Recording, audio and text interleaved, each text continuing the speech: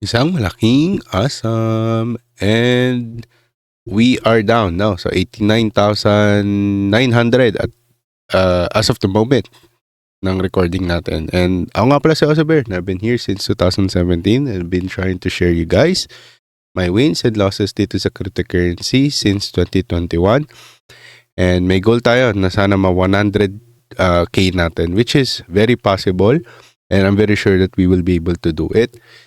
And no deadline, as long as the market is still intact, then I will still call it as a possible scenario. So, right now, meron tayong prediction yesterday and tinuro ko sa inyo yung RSI. So, kung gusto nyo ng mga ganun talks sa mga technical analysis, medyo magulo nga lang kasi patalon-talon tayo ng scenarios or key scenarios. Pero kung papanoorin nyo lang, ng maigi, you'll be able to get these scenarios or yung mga if statements natin doon. So, yeah, marami tayong mga news din. It's very important that we guys be able to see what's really going on in the market. So, ngayon, ito yung key scenario na sinabi ko kahapon pero hindi ko na-elaborate since naubusan tayo ng oras. And we are looking at this fair value gap. So this is very important, but it's very strong as of the moment. I would say meron tayong manipis na wall dito and acting as a strong resistance pa rin. Nevertheless, kahit manipis lang siya. So we're looking at this move. So by the time that we reach here at 97 or 98, yun yung sinasabi ko 96, 97, 98, we will be receiving a heavy impact of volatility. So nevertheless, paangat o pababa, still volatility is still volatility. So now we are down 89,800. So what are the scenario or possible scenario? So dun sa liquidity natin, nakita na natin siya kahapon na meron tayo. So that's why on my live sinabi ko na we will really have a retrace on this one. So, asan ang totoong retrace nito? So, kung saan man yung mga weeks natin, kung naka-ashi kayo, okay, ashi tayo. So, pag naka-ashi kayo, matatanggal yung ating mga noise. So, ibig sabihin, ang pinaka-deepest natin is 89,300 or worst case scenario is 89 sarado. Okay, but we are seeing a volume reset already. So, everything here is noise. Nakikita natin siya. So, next time ko na ito ituturo. So, from here hanggang dito sa volume influx na to is noise. Hanggang sa we're producing another small noises here. Pero may maganda tayong move. So, sa RSI naman natin, we haven't dipped down dito with our so we still have like 10 hours for us to determine if this will stay strong above 90K. Okay? But yeah, for our news today, it's very important kasi meron tayong Coinbase Bitcoin Premium Index. So this is all about the talk kung are we still going down or is there any higher possibility na bumagsak pa tayo. So if you go back doon sa mga years and years and years and years, sabihin natin one day, lagyan natin sa one day, okay, we never see this kind of dumps nung this is just way back December 31, no, last year, okay, which is the last day of the year 2025. Whenever we go back down here 1, 2, 3, 4 and 5 times lang tayo bumalik dito, okay, sa buong 2024 and 2025 hanggang 2026, okay, actually hanggang 2023 ata to, 2023. Okay, when we go near this line or level of 40, itong 40K, which is a current level of 40K, ang tinitingnan natin itong percentage since wala tayong exact, no, 18, negative 18, or negative 0.18, we always tend to have a relief. So we are experiencing that already.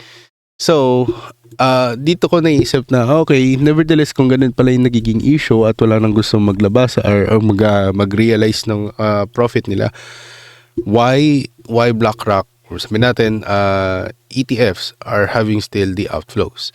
Okay? So, napag-usapan na natin to, it's all about the manipulation and them being able to place in their bets or their position on spot. Since they've been doing a lot of outflows nga, di ba? So, nakita natin dito 300, tas 200, 100, 100 ulit dito.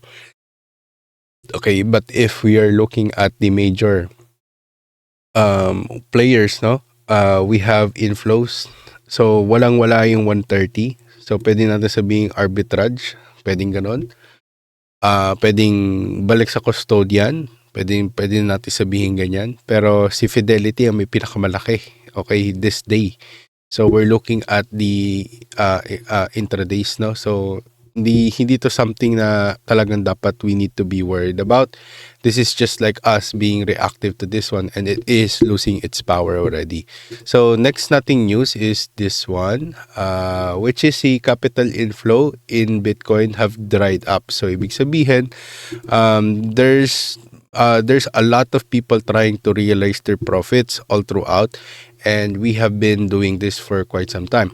So the question is, what is next after that? So usually what we do or we see is a sideways of drying up. Kumbaga, so sabi dito, money just rotated to stocks and shiny rocks, and I don't think we'll see a 50% drop or crash, okay, from all-time high, okay, all-time high, like past bear markets. Just boring sideways from the next few months. Yun yung sabi niya. Okay? Shorting here, hope for a nuke, good luck with that. So, ibig sabihin niya, yung mga tao nagsasabi na 30K, 40K, 50K is very highly impossible already. So, next is yung sa Venezuela naman natin. This is very important too. Why? Because all of our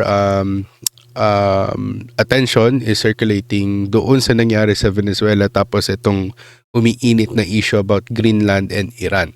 So Venezuela will ship sanctioned oil to US indefinitely, sources say. So ito yung sinasabi natin na okay, may mga iba pang oil barrels na nahanap, okay, na nakatago, and some of them, according to chismis, is nakapangalan na sa kung anumang bansa, kung kanina ibebenta.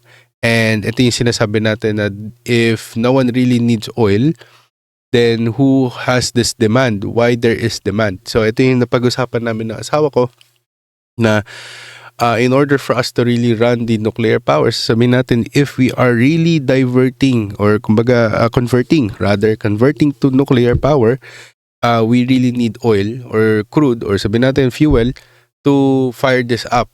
No, so ito yung sinasabi natin na it will be so much powerful if we can centralize the oil already, at ang maagamit lang ng mga oil is mga iilan na lang. So itong mga iilan na to is governments and big companies and companies who provide for the governments. So sabihin natin mga nuclear power plants na sabihin natin na lang baka data centers. Okay? So kailangan nila ng power. They go to the government and ask for power from nuclear power. So, ibig sabihin, hindi na natin kailangan ibigay yung power ng oil sa mga companies, and it will be directed to doon sa mga government-owned nuclear power plants, or in the future, baka may magkaroon din tayo ng mga companies or mega companies or mga partially owned companies na are government then, you know, na ganito yung mangyayari. So, something like that.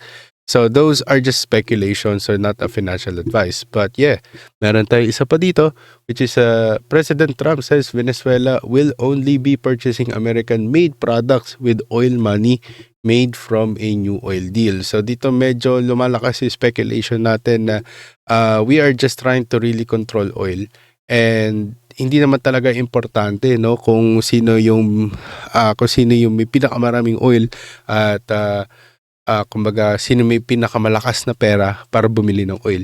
So kung ako si Venezuela, I'll be looking at who am I going to sell it to. Kumbaga kung sino ba talaga bibili ng oil ko. Kumbaga yun yung pinaka-importanting battle dito. And Donald Trump is some way or somewhat is sensing that China is getting a lot of oil from these countries. No, not just Venezuela, but Venezuela is one of those biggest oil producing countries, maliban dun sa, of course, mga Saudi Arabia, etc. But yeah, right now, ito pa, isa pa, China accuses US to steal of stealing oil if it's oil after Trump diverts Venezuela crude to America. Okay, so yan, sobrang linaw na sinabi nga niya na Ito, yan, may speaker tayo dito. Sabi niya na, oh, hindi, ninanakaw ni ano. So, medyo weird lang talaga.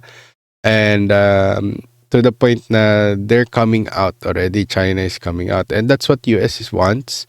Because if they're out, mas malalabas yung baho ni China kung sakali. So, yung US kasi labas na yung baho nila. Wala na tayong may labas. Paulit-ulit na lang yung sinasabi natin na ganun. So, you know. So, eto. So, this is the perfect meme. Nahanap na natin. So, everyone is like trying to like really sip into the, then US tries to control the power so that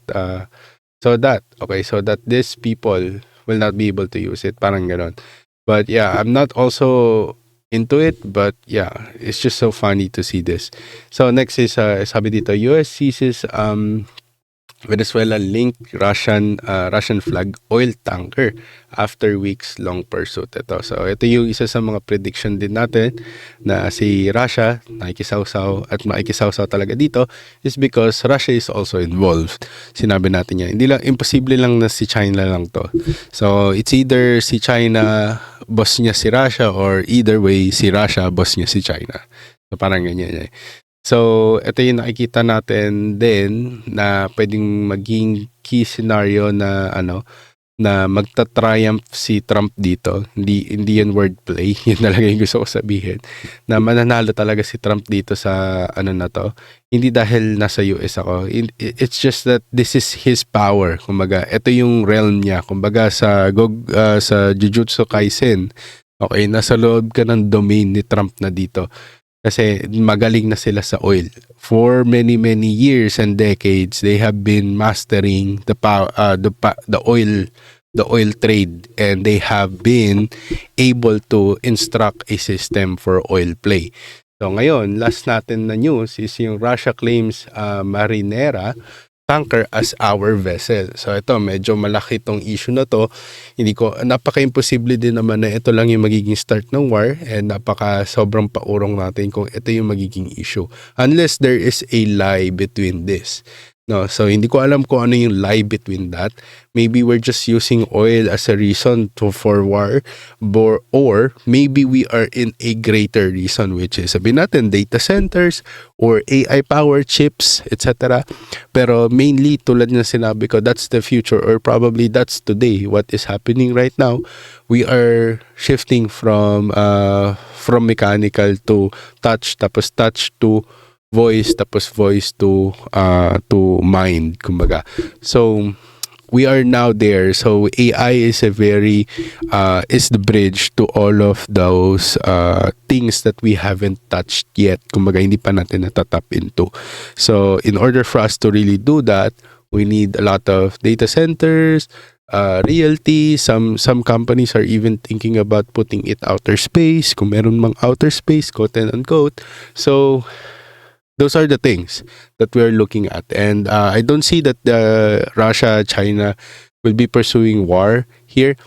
I really think that they're still scared of US as of the moment, kasi kung nakikita nyo, they're not even helping Iran after bigyan nila ng parang kumbaga pambuga na una na we're gaining interest on Iran, then also with Greenland. So they kumbaga itong mga nabanggit kong bansa, not US, like Russia, China, etc. They're not really doing some action, and that's what they're failing at in order to gain power. So si Trump is the total opposite. Before he even says it, he do it. Okay, katulad ng paghuli kay Maduro. So doon, ang gandang PR niya doon. So, yun yung sinasabi ko dito. Pero yun lang guys. Wala akong masyadong sasabihin. Kung hindi ka pa nakakapag-like, please mag-like and share, subscribe na kayo dito sa Osa the Chismosa. And of course, okay, disclaimer lang, di yan financial advice. It's all chismis. And that's how I think what's gonna happen. So still, we are in this momentum.